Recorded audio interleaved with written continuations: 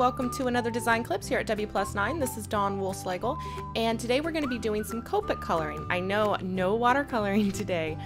I've shown you guys how to watercolor these images a few times now in a few different ways, and I thought that it would be fun to show you guys how to do a different version with another medium. So today I decided to use Copics. Now, this is our Modern Florals stamp series, and I've used all three of the sets actually that we've released so far on this card. So I've used the Modern Peonies, the Modern Anemones, and I've even used a little petunia down there from our Modern Petunias set. Now, like I said, I've shown you guys a lot how to color the flowers in these sets, but I've never really gone over how I color the leaves. So I thought that's what we would focus on today. Now, if you'd like to see me Copic any of these, if you'd like to see me Copic color any of these florals, just leave that in the comments below and I will work on doing some videos for those at a later date. So I've pulled out a bunch of greens and yellow greens. I do not have any favorite color combos or go-to color combos when it comes to my florals. I kind of just wing it. I just start picking out a bunch of colors and kind of making it work. But don't worry, I'll be explaining my process throughout the video and what I'm thinking while I'm doing it. And I'm going to be demonstrating with the leaf here from the Modern Peonies stamp set. Now, I am stamping this in the Tim Holtz Distress Ink and Antique Linen. I think it's a good all-purpose color to do your no-line watercoloring or Copic coloring.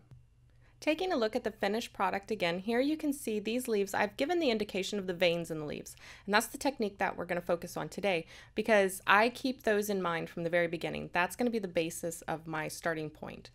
And I am going to exaggerate it a little bit in this demonstration. I'm going to make it a little more obvious. Those were very subtle. Here I just want to make sure that the concept is conveyed and the camera picks it up. I'm going to start with whatever I want my lightest color in this image to be, whether it's yellow green, a true green, or blue green. Whichever one I want the highlight color to be, and this is going to be the lightest color that I use on this image. So I'm choosing to use the G20 for this leaf, and then I'm going to start by laying that color down in the center of the leaf. I'm not even going to worry about going all the way to the edge of the leaf at this point. I'm actually going to leave a white edge because when I'm all done and I lay down that color again, I'll only have one layer of that lightest color around the edge and it will serve as the lightest highlight on the image. Now I'm going to come in with the YG00, which leans more toward yellow, and warm this leaf up in some areas. If you look at a leaf, it's rarely ever one flat color of green. There's actually quite a bit of variation in a leaf. And again, you don't have to be overly careful with this. A lot of this will get covered up by other colors, but just having this underneath, this will shine through some of the other colors that you lay on top and alter some of the colors that you lay on top of it. So it's a great way to add depth and dimension. So normally I would go with a much darker color at this point, but I also wanted to show you how you can use something that's just a little bit darker to map out those veins. If you go too dark at first, it's going to be hard to correct, but if you start with one that's just slightly darker, but you can still see the difference, you can quickly map out where your veins are going to be. And what I'm doing is instead of drawing the vein, I'm coloring in the areas between the veins. And I'm not drawing every one either. I don't want this to look too stiff or, I don't want it to look too symmetrical. I'm going to end up losing some of these as I continue on, and that's fine. But I just want to indicate randomly some here and there. So what I've done is I'm pulling out that center vein as well. On the one side, I left a highlight, and on the other side, I'm coming up with that darker color right down that center vein. So I'm leaving that strip of the original color going straight down the middle of the leaf. And now I'm filling in the spaces between each of the veins.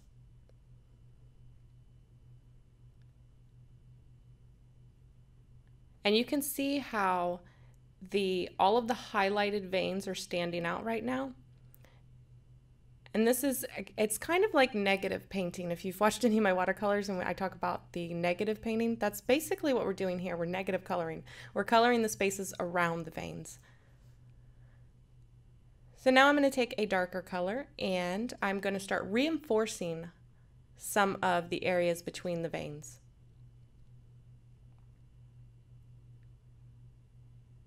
I'm not going to color it all in solid.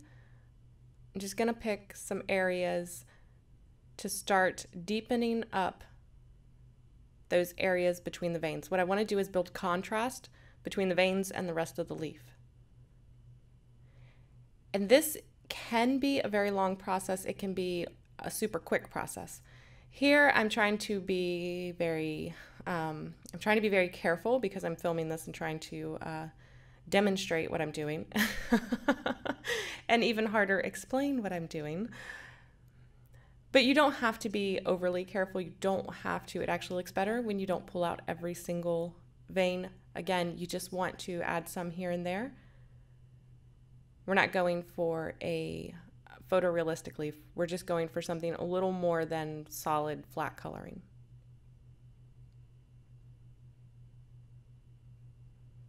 It's important not to fill in the whole area between each vein either, because then again you're going to end up with this solid block of dark color and then a really light strip, and that's not what we want. We want a lot of variation and a lot of gradual change between the colors in the green. So I'm going to pick up one that is slightly lighter, and I'm going to start blending out that dark green that I just laid in. And I'll go back and forth with these steps several times. I'll lay down deeper color and then blend it out. Lay down deeper color and then blend it out. And with each layer of color, I'll complete more and more of the leaf. By working in little sections like this and switching back and forth between your warm and your cool colors, you're going to get a lot of depth and variation in the end. These Copics, they layer over each other and blend and tint each other, so you can achieve a lot of variation, a lot of depth with these if you use them to their maximum capability. Not saying that I'm an expert at it, or that I'm not even Copic certified. I just experiment a lot with them to find out what they're really capable of doing. So I'm going to continue to deepen up color where I think it needs to be deeper, and then blending that color out. And sometimes I'm going to go over my highlighted areas and almost just tint those veins so that they're a little bit darker. You'll still be able to see the difference. You'll still be able to see that they're lighter than the darker areas, but they won't be as light anymore as the lightest areas.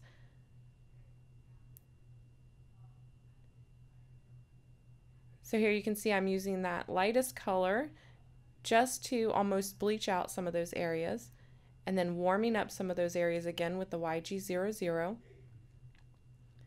And now I've lost a whole lot of my contrast. I have a lot of variation in color, but now I need to add some contrast back in there. So I've picked up the G94 and I'm adding in a few areas of really deep color. And then again, I will blend those out. And pretty soon here, I'm gonna have to let this dry. It's not wet as in if I touched it, it would smear, but that paper is almost completely saturated and it's gonna stop taking that marker color soon. You can see I've put a lot of layers and I still haven't hit that shiny or sticky look that a lot of papers will. This is the Nina Solar White 80-pound ultra smooth cardstock, and I love it for Copic coloring. It holds a lot of marker. As you can see here, I'm still adding color and I haven't hit that sticky or slick stage yet. However, it's gonna stop taking color here in a minute. So what I will need to do is move on to the other leaf, or one of the others, and I'll need to let this dry. So once that paper dries out, I'll be able to come in and add more layers of color.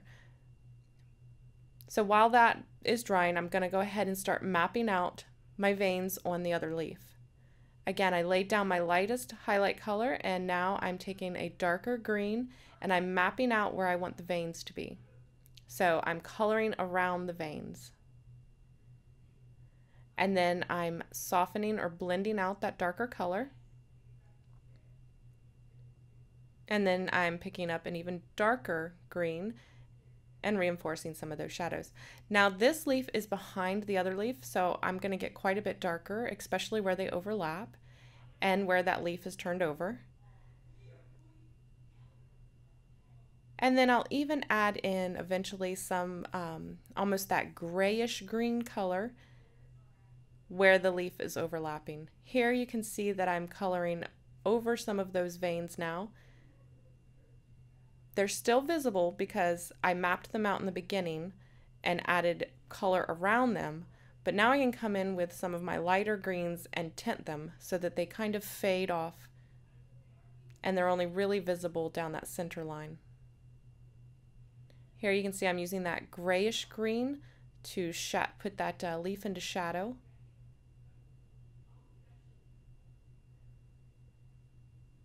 And then I'm deepening up the area where they overlap more still here.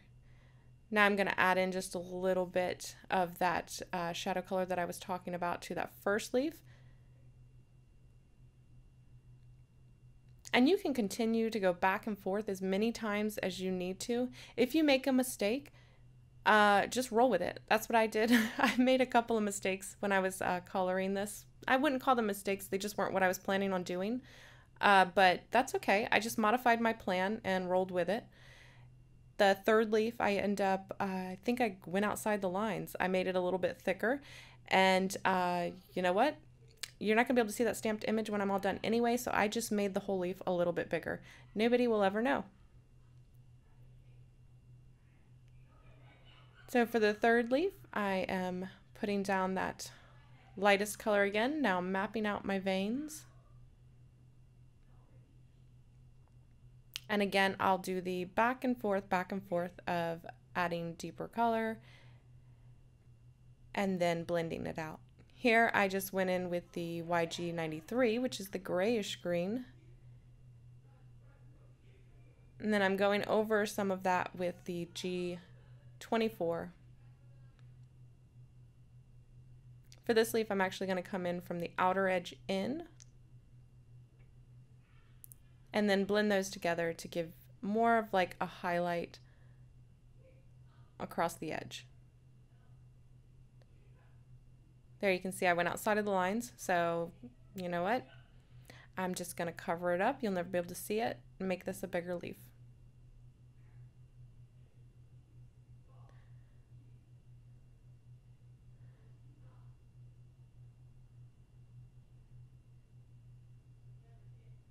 Now you don't have to get this detailed. You don't have to spend this much time on your images.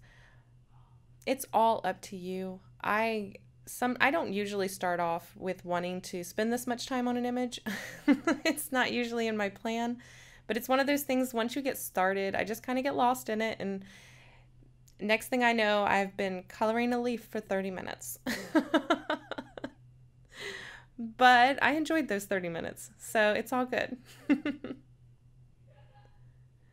So I felt like this needed a little bit deeper shadow, so I'm coming in with the G99, which I had not used previously. I'm just deepening this up even more, making it look like it is further behind. And then once I added that, I realized that I needed to do it on the second leaf.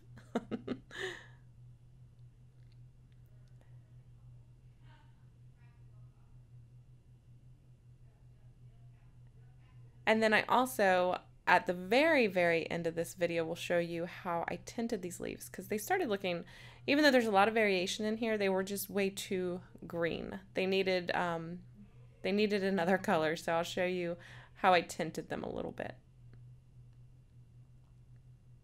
In case you couldn't tell, this leaf was killing me. I was not liking how it was turning out.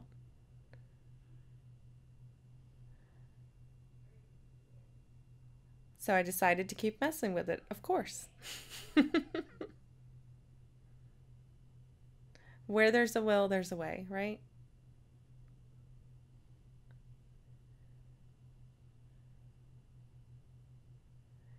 And eventually, I promise, I will be done, and I will say enough is enough.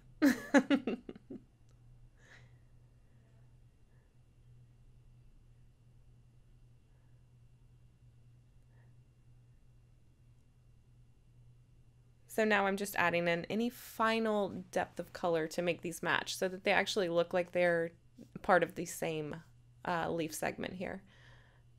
I had added so much dark green, so much of that dark olivey green to the other leaves, I felt like I needed to add just a little bit to the one in the front as well. But you can really see here, as I continue to build up those layers of color, you can almost see each and every layer of color shining through, and it really does make a big difference. I love the way the leaf shifts from that really cool, almost brownish green up into that bright yellow green. And here you can see it's much less detailed on the card. However, this is how you would continue to build. You could have stopped much sooner than I did. But like I said, once I get into it, sometimes I just can't stop. So here, I felt like that brownish green needed to be warmed up. So in order to do that, I'm going to take a little bit of red and I'm going to tint these leaves with just a little bit of red, and pulling that over that green doesn't stay that really vibrant red. You can see I marked it off on the top there. See how pinkish red that is? But because we're going over the green, and red is the opposite of green, all it's doing is tinting that green. And they're muting each other, so you get a more neutral tone. So there you go. That is how I achieve the more realistic, not photorealistic, but more realistic leaves. Here I die cut this one, and you can see, even though I made a couple of mistakes, how they don't show. Plus, once you add them into an arrangement, you can tuck any areas you don't like behind your flowers. And I know this was a long one, guys, so if you stuck through to the end, thank you. Remember, you can find all of the featured W+9 supplies at W+9.com, as well as at many of your favorite retailers.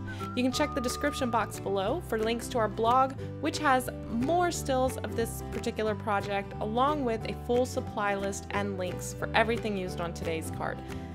Thank you guys so much for watching, and I will see you next time. Bye!